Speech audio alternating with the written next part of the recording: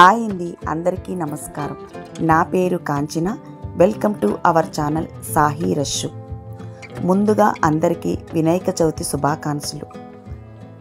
మా ఇంటి విఘ్నేశుడు పూజ కందిపప్పు పాయసంలో ఉండ్రాలు చేసి వినాయకుడికి నైవేద్యంగా పెట్టాను.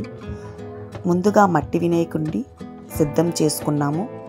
పూలు పండ్లతో అలంకరించుకున్నాము. వినాయకుడికి నైవేద్యం కందిపప్పు పాయసంలో ఉండ్రాలు చేసి నైవేద్యంగా పెట్టాము.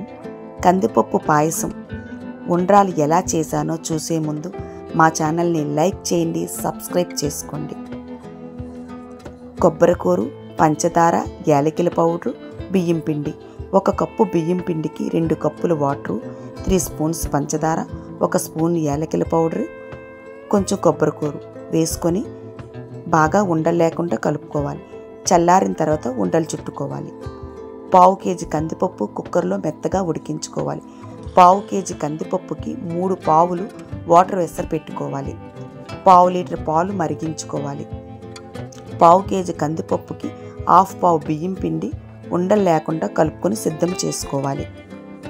ఎసరు బాగా మరిగిన తర్వాత ఈ ఉడికించిన కందిపప్పుని ఎసరులో వేసుకొని ఉండలు లేకుండా బాగా కలుపుకోవాలి. పావుకి 1/2 కప్పు బెల్లం, 1/2 కప్పు పంచదార, 1 కొబ్బరికాయ కూరు, కలిపి ఉంచుకున్న బియ్యం పిండి, చుట్టుకున్న ఉండ్రాలు,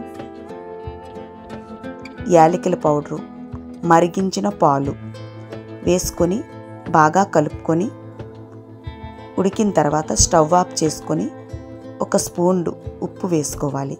అంతేనండి, ఉండ్రాల పాయసం ఈ విధంగా చేసి వినాయకుడికి నైవేద్యం పెట్టాను. Thank you.